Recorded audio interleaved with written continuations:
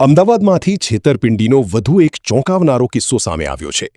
એએમસીના અધિકારીના નામે બનાવટી રેટ કોન્ટ્રાક્ટ, ખોટા ટેન્ડર અને નકલી સપ્લાય ઓર્ડર તૈયાર કરી વેપારીઓ સાથે કરોડોની છેતરપિંડી કરનાર ઠગને અમદાવાદ સાયબર ક્રાઇમ બ્રાન્ચે ઝડપી પાડ્યો છે। આરોપીએ સરકારી સપ્લાય અપાવવાના બહાને વેપારીઓનો વિશ્વાસ જીતી મોટી રકમ મેળવી હતી અને બાદમાં ફરાર થઈ ગયો હતો। સાયબર ક્રાઇમે ટેકનિકલ તેમજ દસ્તાવેજી પુરાવાના આધારે આરોપીની ધરપકડ કરી છે।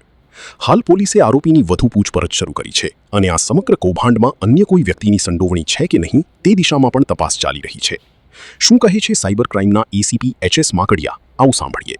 અમદાવાદ સાયબર ક્રાઇમ ખાતે એક ફરિયાદ નોંધવામાં આવેલી હતી, જેમાં જે વિક્ટિમ છે એ પોતે એક ગ્રીન બાયો પ્રોડક્ટ હોય પ્લાસ્ટિક બેગ એ બનાવવાની કંપની ધરાવે છે। તો એમને એક અજાણ્યા નંબરથી વોટ્સએપમાંથી સિવિલ જે હોસ્પિટલ છે એમના પરચેઝ ઓફિસર હોય એવી રીતના એક ઓળખ આપીને એમની સાથે એક કોટેશન મંગાવવામાં આવ્યું હતું કે આપ જે ગ્રીન પ્લાસ્ટિક બેગ હોય છે એની સિવિલ હોસ્પિટલમાં જરૂરિયાત હોય છે, તેના માટે અમે આપણું જે અમારો ઓર્ડર છે તો એ પ્રોક્યોરમેન્ટ પોર્ટલ હોય છે ગવર્મેન્ટના, જેમ પોર્ટલ એમ પ્રોક્યોરમેન્ટ પોર્ટલ, તેમાંથી અમારે પરચેસ ઓર્ડર જે અપાવવાનો હોય છે તો એના માટે સંપર્ક કર્યો હતો। અને ત્યારબાદ ફરિયાદી સાથે અલગ અલગ સર્ટિફિકેટ છે, જે એમના ઝેડ સર્ટિફિકેટ છે, સીપીસીપી સર્ટિફિકેટ, પછી ઓઈએમ સર્ટિફિકેટ હોય છે। પહેલાં તો એ કઢાવી આપવાના બાને ફરિયાદી પાસે 15,000થી લઈને 40,000 જેટલી રકમ મેળવી।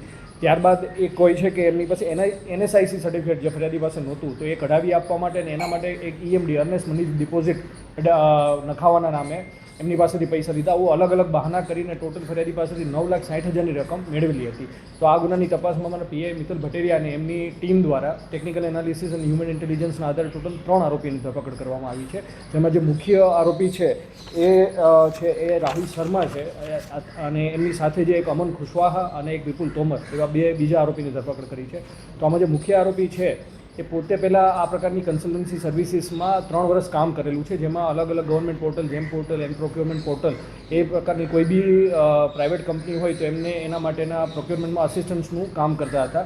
ત્યારબાદ એમને છેલ્લા 3 મહિનાથી આઈડિયા આવ્યો કે આ રીતના પોતે લોકોને સંપર્ક કરી અને પછી એમની સાથે ફ્રોડ કરી શકે। અને ફ્રોડ કરવા માટે મુખ્યત્વે એ ગૂગલ ઉપર જેમ આ પ્લાસ્ટિક બેગનું હતું તો જે ગ્રીન પ્લાસ્ટિક બેગ એવી રીતના એના મેન્યુફેક્ચરની ડિટેલ સર્ચ કરતો હતો અને પછી એનું સોશિયલ એન્જિનિયરિંગ કરીને કે જે કંપની મોટી હોય કે જેમનો ટ્રેક રેકોર્ડ સારો હોય એમને વોટ્સએપ માધ્યમે કોન્ટેક્ટ કરતો હતો અને એમને અલગ અલગ fake document, procurement order, confirmation order મોકલતો હતો, જેના માટે ચેટ જીપીટીથી આ બધા ઓર્ડર ક્રિએટ કરતો હતો અને ફેક આઈ કાર્ડ બી બનાવતો હતો અને ત્યારબાદ લોકો સાથે ઠગાઈ કરતો। અત્યાર સુધીની પ્રાથમિક તપાસમાં આવ્યું છે કે એમને અલગ અલગ 6 લોકો સાથે આ રીતે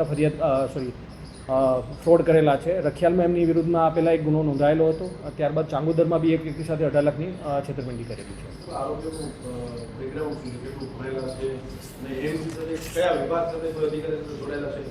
ઓકે, જે મુખ્ય આરોપી છે એ પોતે રાહુલ ગિરિરાજ શર્મા એ પોતે બીકોમનો અભ્યાસ કરેલો છે એમને, અને અન્ય 2 આરોપીઓ છે જે અમન ખુશવાહા એ 12th ફેલ છે અને એક વિપુલ તોમર છે એ બી 12th ફેલ છે, એ ગ્રેજ્યુએટ નથી।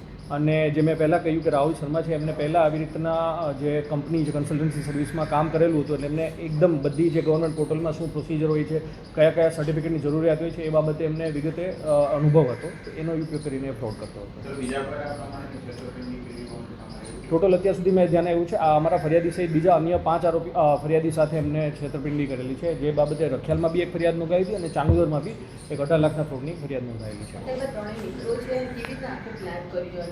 આ જે આરોપીઓ છે મૂળ જે મુખ્ય આરોપીઓ છે રાહુલ એ રાજસ્થાનનો વતની છે, અન્ય 2 આરોપીઓ છે ઉત્તર પ્રદેશ અને મધ્યપ્રદેશના મૂળ વતનીઓ છે, બટ લાંબા સમયથી અમદાવાદમાં રહે છે અને આ લોકો જે છે મૂળ મેઘાણીનગરમાં વતની છે, એટલે બાળપણથી જ એકબીજાને ઓળખતા હતા।